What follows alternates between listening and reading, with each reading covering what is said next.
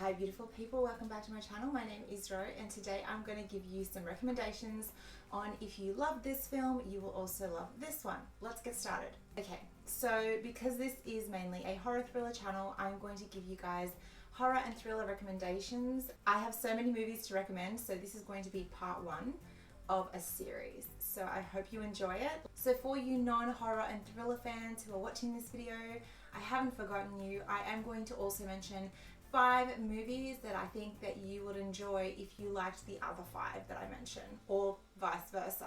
So first I'm going to mention 3 movies that I think are pretty similar in concept, so if you liked one of these you'll definitely enjoy the others, and that is The Gift, What Lies Beneath and Gothica.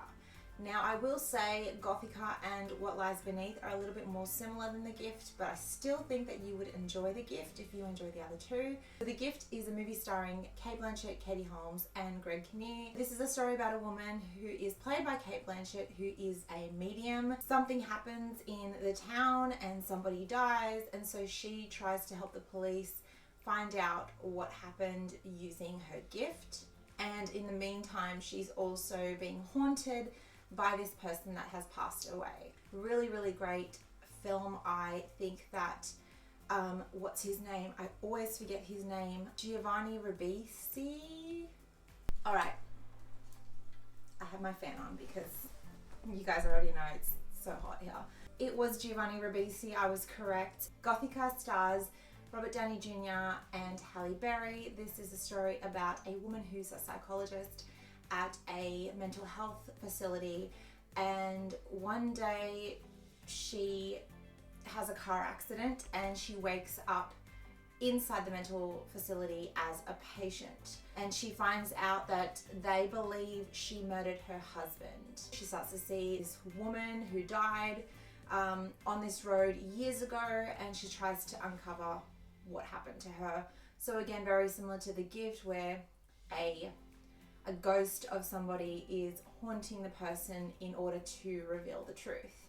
And then in What Lies Beneath, this stars Michelle Pfeiffer and Harrison Ford. This is a story about a couple whose daughter just left for college, so now they are empty nesters, and a long time ago the wife had an accident and she can't really remember why she had the accident, what caused it, and she starts to feel like there is a presence in her house and it's haunting her and trying to also get her to uncover the truth about what happened to this person. If you liked any of these 3 movies, I definitely think you liked the other 2. In my personal opinion, I love What Lies Beneath the most. But in saying that, I still think the other 2 are excellent movies. None of them are bad, so yeah, definitely check them out if you liked one, or if you've seen 2, check out the other one. I think that you'll enjoy them. So the next 2 movies I'm going to recommend to you are, if you enjoyed Lake Placid, I think that you would enjoy the movie Rogue. Rogue is an Australian film. It is about a giant crocodile, as is Lake Placid. In Rogue, a journalist is on a trip and get stuck on a mud island, and they discover that there is a huge crocodile that is after them. And the same thing happens basically in Lake Placid. 3 people try to stop this huge crocodile that's been terrorizing residents in Black Lake, Maine. So very similar movies. In my opinion, I think Rogue is the better movie. It was just a lot more entertaining for me. So the next 2 are very strange comparisons, but when you actually think about it, they're pretty damn similar, and that is Upgrade and Venom. Funnily enough, both of the main leads look very much alike. So in Upgrade, it's about a man whose wife gets killed and he ends up quadriplegic, and a company approaches him about a chip implant that will give him the ability to walk again. But what he doesn't know is that this gives them full control of his body. And then in Venom, Eddie Brock is kind of taken over by a alien, and the alien sort of controls his body and uses his body for his own agenda. So both of them have very similar concepts. In my opinion, Upgrade is the better movie, but I still really enjoyed Venom. I know some people don't really love it, so if you didn't really love it, but you enjoyed it enough and want something a little bit deeper and with a lot more action and horror scenes, I think that Upgrade is the perfect film for you. So this next one, I'm sure that many of you will agree with, especially if you've already seen both of them. I definitely think that Jennifer's Body is very similar to Ginger Snaps, and I said it in that order because Ginger Snaps obviously came out first. Ginger Snaps is about a girl called Ginger Fitzgerald who gets bitten by a werewolf one night, and after that incident her body's changing and things are happening to her, but at the same time she has just gone into womanhood and gotten her period, so she thinks this is part of growing up as a woman, so she has no idea that she's turning into a werewolf. And it's about sisters who are really super close. They have this really strong bond, so it's a very sisterhood type of film. And Ginger's sister Bridget is determined to try and help her sister and also kind of get to the bottom of what's happening to her sister. And then in Jennifer's Body, it is about a girl called Jennifer Check who basically gets sacrificed to Satan, and the guys who sacrifice her believe that she's a virgin because she lied and said she was, but because she isn't, the sacrifice backfires and she doesn't die. She comes back as a man-eating demon, and her best friend Needy and her are like super close, again a sisterhood, and Needy is trying to get to the bottom of what is happening to Jennifer because she's also going through these changes in herself, in the way that she is. And so as you can see, very, very similar. So it's got the same kind of basic elements. Obviously Ginger Snaps is about a werewolf and Jennifer's Body is about a man-eating demon, but they're very, very similar. So if you did like one, I definitely think you'd enjoy the other. I will mention two other movies that I think you'd enjoy, even though the premises are very different, and that is The Babysitter starring Samara Weaving, which is also kind of like a sacrificial type of film, but it is very different, but I still think you'd enjoy it if you liked the other two. And I also wanted to mention All Cheerleaders Die. That one I've only seen once, so I can't really give you a synopsis, but I remember after watching it, it gave me Jennifer's Body feels, and so did Assassination Nation. So there's 5 movies that you guys can watch that. If you liked any of these two, you can watch the other 3. So if you liked the film Disturbia, I definitely think you would enjoy Rear Window and also The Woman in the Window. But if I'm going to compare just two, I do think Disturbia and Rear Window are the most alike. In Disturbia, it is about a boy called Cale who is in an accident with his dad, and his dad passes away, and so he acts out at school and he gets into trouble for it. Due to his violent actions, he is on house arrest, so he has one of those monitors on his ankles and he can't leave. His mum takes away his computer, his Xbox or whatever. She gets rid of everything technology, and so he decides to spy on his neighbors. And while he is spying on one of his neighbors one night, he witnesses something that he believes is a murder, and he tries to find out what happened to this woman. And in Rear Window, this is a story about a man who has a broken leg, and he is I do believe he's a journalist, and so he starts to spy on his neighbors using his camera, and he believes he also sees a murder happen. And then in The Woman in the Window, this woman has agoraphobia, so she cannot leave her house. She is terrified. She's gone through a traumatic experience, but she doesn't remember what happened. So she's also trying to find out what's happened with that. One night she meets a woman who she befriends, and she starts to spy on her neighbors, and she sees that this woman's husband, she believes that this husband has killed his wife. The reason I don't really think that The Woman in the Window is as similar as these two is because there's a lot more going on in The Woman in the Window, and that kind of spying on the neighbors part is very short, whereas in the other two it's like a very strong part of the plot. So I do still think that if you liked these two, either of these two, you'd like The Woman in the Window. I think that you'd like any of them. I will say The Woman in the Window is the weakest of them all, I didn't love that movie. But again, if you were looking for something fun and something in the same kind of plot or idea as The Woman in the Window, but you were a little bit let down, I definitely think Rear Window and Disturbia will make up for that letdown. The next one's a little bit of a cheat because I do believe that A Perfect Murder was very inspired by Dial M for Murder.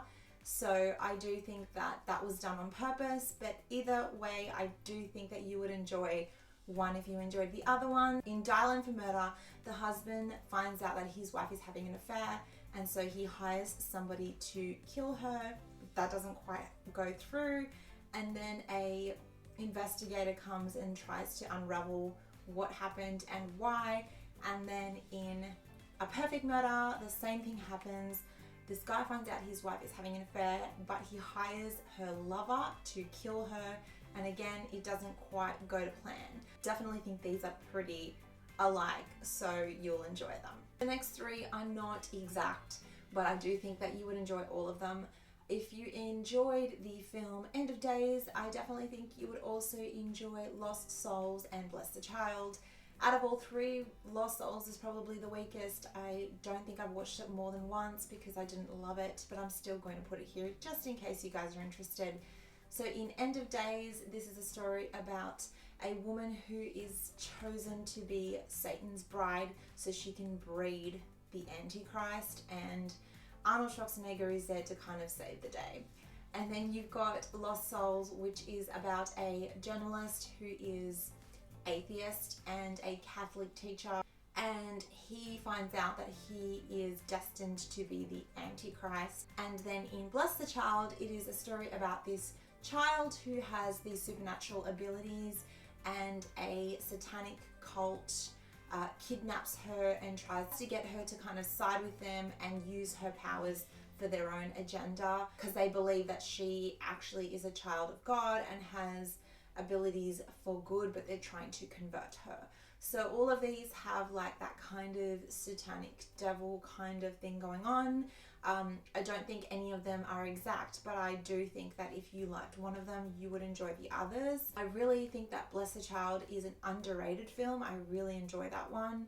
It just has a really nice message, and the horror scenes in this film are crazy. Like, they really make you uncomfortable, so I really enjoyed that. So the next two films, funnily enough, came out in the same exact year, and that is Scary Movie and Shriek, if you know what I did last Friday the 13th. And I always forget the title of this one, so we just call it Shriek. But anyway, these two are both parody films of horror movies, teen slashers, obviously, and mainly Scream. Shriek does include Friday the 13th as a parody in there, which Scary Movie does not. Scary Movie mainly focuses on the 90s, so it focuses on Scream and I Know What You Did Last Summer as the main horror parodies, and Shriek has a little bit more mixed in, but out of these two, it's pretty obvious that Scary Movie is the better film. It just is more funny, and it's just a better film in general. For example, the scenes with Carmen Electra very much mirror the Drew Barrymore scenes in Scream. They use a lot of the sets that are very similar, if not the same, but Shriek doesn't really go that far. It doesn't go into the details. For example, Drew Barrymore's scene in this one isn't done as well, and the actress is wearing a horrendous wig to make herself look like Casey. I do think Scary Movie is the superior one of the two. The next three I'm going to mention, I'm going to kind of go through them quickly because I feel like everyone kind of knows the concept of these. So I just want you guys to see the similarities in all three. I have A Quiet Place, The Silence, and Bird Box. In A Quiet Place, it is a story about a family living in a world where there are these monsters that are blinded, so they can't see but they can hear, so any kind of noise that you make, they will attack you. The Silence is about the world being attacked by these terrifying creatures that can find you if you make sound, so it's very similar to A Quiet Place. And then in Bird Box, it's basically a similar story too, but instead of sound, it's sight.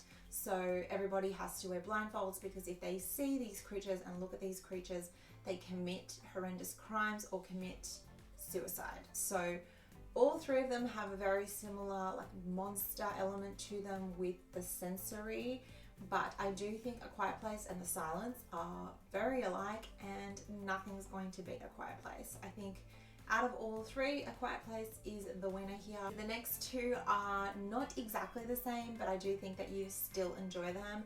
They just have a very similar basic concept. So I have Haunt and Hellfest. In Haunt, these teenagers go to this extreme haunted house and they start to realize that what they're seeing is actually happening, and there's a bunch of masked people after them. And then in Hellfest, a bunch of teenagers go to this horror-themed amusement park and there is a masked killer who decides to terrorize this group of friends. It's really funny because I did realize that there's two black female characters in both of these who are wearing cat ears. I'm not sure if this was done on purpose. Hellfest did come out first. It came out in 2018 and Haunt came out in 2019. So one could have copied the other in some things, but I will say Haunt is the scarier one of the two. Hellfest has more of a 90s 2000s slasher feel to it, which I really love because I love slashers, but Haunt is also a slasher, so I do think that they're very similar and they're both really entertaining. I love both of them, and from now on during the Halloween season they will be on my list to watch. Okay, so now I'm going to give you guys 5 non-horror and thriller recommendations. If you enjoyed the film Olympus Has Fallen, I definitely think you would like White House Down. So in White House Down, a Capitol policeman is on tour with his daughter, and while they're on the tour, these terrorists attack the White House and he has to save his daughter and the president. And in Olympus Has Fallen, a former White House Secret Service agent finds himself trapped inside the White House when there is terrorists that attack and he has to save the president. So as you can see, they're both very, very similar.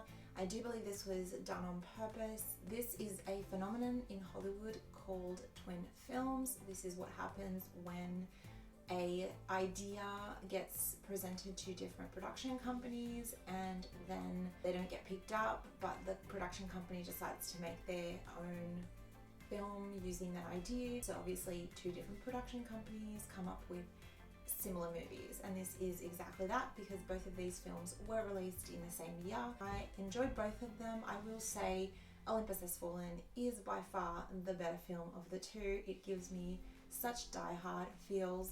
That's another one that you'd enjoy. So if you enjoyed Olympus Has Fallen and you have been living under a rock and haven't seen Die Hard and Die Hard 2, I definitely think you would enjoy those. The next two will be nice and quick. If you enjoyed Friends with Benefits, I definitely think you would enjoy No Strings Attached. Again, I do believe this is a twin film thing. Both of these came out the same year. In Friends with Benefits, it stars Mila Kunis and Justin Timberlake. It is about a guy and girl who decide to just be friends with benefits because they've just been burnt by love. They don't want to have to deal with another relationship, so they decide to do this pact. And obviously they start to develop feelings for each other, and then in No Strings Attached, the same thing happens. Out of the two, I definitely think Friends with Benefits is the better film. I've seen it multiple times. No Strings Attached I've only seen once. It wasn't something that I was interested in seeing again, but maybe one day. I still think you should give it a go if you enjoyed Friends with Benefits. Next two, I believe, are twin films again. So I have Armageddon and Deep Impact. In Armageddon, it is about an asteroid that's about to hit Earth, and NASA employs these deep core drillers to go up there and save the day. And in Deep Impact, a comet is set to hit Earth and destroy everybody, and so they send a bunch of astronauts up there to save the day. I definitely think Armageddon is the stronger film of the two, but I really enjoyed Deep Impact as well, so I think that they're both really great films. The next two, again, are definitely twin films. They both came out in 1997. I have Dante's Peak and Volcano. Dante's Peak is about a volcano that has been dormant for a very long time, and finally erupts and destroys the city, and people have to run for their lives. And then in Volcano, same thing happens. A volcano erupts in downtown Los Angeles and it's spreading, and they're trying to stop this. I enjoyed both of them. I do think Dante's Peak is a little bit better than Volcano. Neither of them are perfect, but I did enjoy both of them, so I definitely think you should give them both a go. The last one I'm going to mention is definitely also a twin film, but it does have a difference in the story, which is kind of something fresh to add to the list. I've got Ants and A Bug's Life. They're both basically just about a ant at the end of the day. Ants is the story about a ant who wants to break from a totalitarian society, but he also wants to win the heart of another female ant. And then in A Bug's Life, it is about an ant who is trying to save his colony from greedy grasshoppers, and so he goes out to recruit some warriors who can help take them down. Different storylines, but they're both based on the lead being an ant. So I think that if you liked one, you would enjoy the other one. I definitely think that A Bug's Life is the better movie. I've only seen Ants maybe twice when I was younger, but A Bug's Life is one that I go to a fair bit. I really enjoy it, so I still think that they're both great. Like I said, I have so many more to share with you guys, but if I was to do it all in this video, it would be a million years long, and I don't have the time, and neither do you. So I'm going to make sure that I make a part 2 to this, and probably many parts to come. So I hope that you enjoyed this video. Please let me know in the comments below if you enjoyed it, if you'd like to see more. Give me some recommendations of any of the ones that I've spoken about. Also give me some ideas of new ones that you think I might not have on my list that I should discuss. I will say I have many, so I might already have them, but I still would like to hear your thoughts. Thank you so much for subscribing and watching. I love having you here, and I love hearing your feedback. I will see you in my next video. Bye.